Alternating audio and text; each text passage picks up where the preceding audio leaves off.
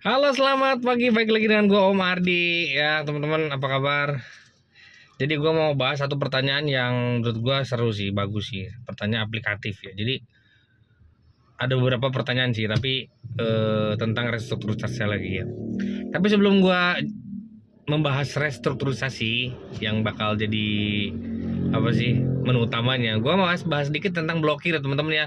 Ini banyak banget yang nanya blokiran sampai sekarang loh, padahal bikin gue video ini udah setahun lalu ya. Jadi gimana sih Om perlakuan dana blokir itu bisa ditarik nggak sih? Jadi cara cara intinya untuk menarik dana blokiran itu cuma dua, yaitu pertama teman-teman ngelunasin kreditnya, kedua teman-teman nggak bayar. Wah, berarti ini dong Om ya, apa, kita nggak usah bayar aja ya kalau dana blokiran bisa dipakai. Ya sebenarnya sih gue nggak bisa bilang ya udah nggak bayar aja, nggak gitu juga. Dalam artian gini teman-teman ya, dana blokir itu kan sebenarnya buat angsuran terakhir atau buat menjamin teman-teman ada apa-apa selama perjalanan tapi diisi lagi blokirannya, atau memang sebagai jaminan aja nanti setelah kredit lunas bisa diambil macam-macam ya. Tapi apakah bisa dicairin ya? Bisa. Seperti gue bilang, yang pertama teman-teman lunasin dulu kreditnya. Jadi blokiran itu kan dibatasin oleh kredit yang ada. Kalau teman-teman kreditnya masih ada, blokiran tetap ada. Tapi kalau teman-teman kreditnya sudah lunas, ya udah blokirannya bisa diambil. Atau teman-teman nggak bayar, nanti pasti narik blokiran pasti itu. Mau nggak mau bank pasti nggak mau nunggak juga kan. Tapi teman-teman bilang ke orang banknya, Pak, mohon maaf Pak, bulan ini saya belum bisa setor akhir bulan, tapi mudah-mudahan awal bulan saya setor. Terpaksa-paksa banget pakai dana blokiran, bisa ya. Terus gimana Om kalau udah lunas, apakah otomatis masuk dana blokirannya? Sebenarnya dana blokiran itu bukan otomatis masuk, dana blokiran itu udah ada di rekening teman-teman, cuman ditutup. Wah, ditutup kayak di apa, ya ditutup lah ya. Ditutup apa? Ditutup aksesnya. Jadi dana blokiran itu sudah ada di tabungan. Cuman ditutup aksesnya ke teman-teman. Akses buat apa? Akses buat melihat, akses buat narik, ya pokoknya semua akses ditutup kecuali untuk membayar cicilan. Nah itu masih bisa digunain, tapi ya teman-teman mastiin dulu lah, kalau teman-teman memang mau gunain dana blokiran harus konfirmasi dulu ya. Dan itu juga sebagai pertimbangan kalau teman-teman mau top up atau enggak ya. Kalau misalnya dana blokirannya kepake ya top up juga jaga susah ya gitu ya. Ini mengenai dana blokiran ya, kalau udah lunas teman-teman otomatis apa bisa masuk. Ya seperti gue bilang, dananya sudah ada di situ, cuman blokirannya yang dilepas. Caranya gimana teman-teman? Ingetin orang banknya ya, orang leasingnya, ini dana blokiran saya belum dilepas nih, lepasin dong blokirannya.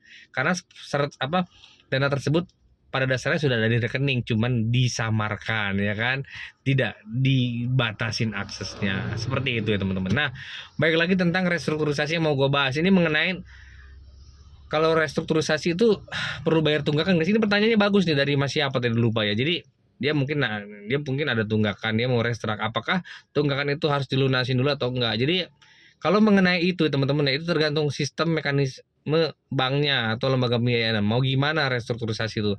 Apakah lunas tunggakannya semuanya dulu, apakah ada tunggakan bisa restrukturisasi, atau bahkan harus setor berapa dulu supaya bisa restrukturisasi. Bisa jadi teman-teman punya kredit 50 juta, kata orang banknya, Pak harus store dulu 2 juta, turun dulu kreditnya baru bisa restruk. Ada yang, Pak tunggakan pokok bunganya harus selesaikan dulu. Ada, Pak nggak usah bayar, nggak apa-apa kita restrukturisasi langsung. Ada, nah nanti tunggakan pokok sama bunganya kita cicil sekalian. Ada ya.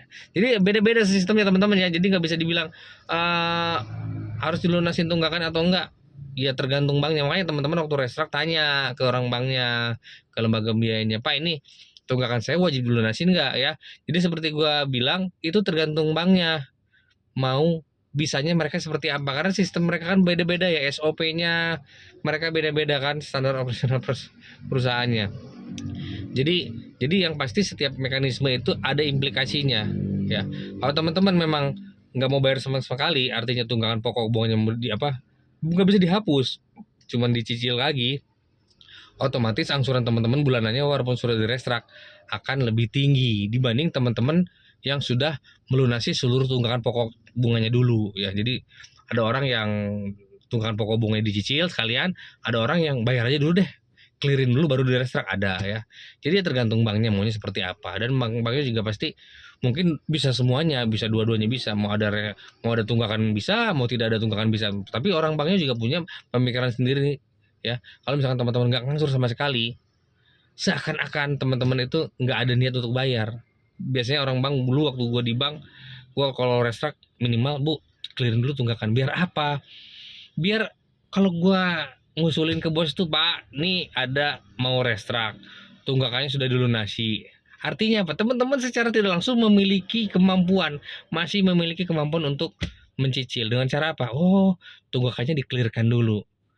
Orang akan berpikir, oh teman-teman masih usahanya masih oke lah, walaupun restruct ya kan, mungkin lagi ada apa, musibah apa, ketipu kah, apa kecuri atau ada biaya berobat saudara, anak dan lain-lain, sehingga teman-teman belum bisa ngangsur dengan jumlah yang normal. Jadi kalau teman-teman mengklirkan itu ada nilai plus ya, teman-teman masih memiliki kemampuan ngangsur. Tapi kalau teman-teman nggak bayar sama sekali, ya udah cicil aja sekalian, bisa, cuman di mata bank itu kayak teman-teman kayak udah nggak ada kemampuan, sehingga teman-teman mensetorkan tunggakan bunga pokoknya aja nggak bisa gitu loh ya. Makanya teman-teman silahkan bertanya gimana mekanismenya, ya pasti gue yakin dua-duanya bisa ya. Tapi kalau mau restrukturisasi lebih besar kemungkinan disetujui, clearkan dulu tunggakan pokok bunganya, baru teman-teman ngajukan ya kan. Seperti itu ya. Ini saran gue ya sebagai orang yang pernah kerja di lembaga pembiayaan ya. Semoga apa yang gue sampaikan bermanfaat. Terima kasih. Sampai ketemu lagi di video gue selanjutnya. Thank you.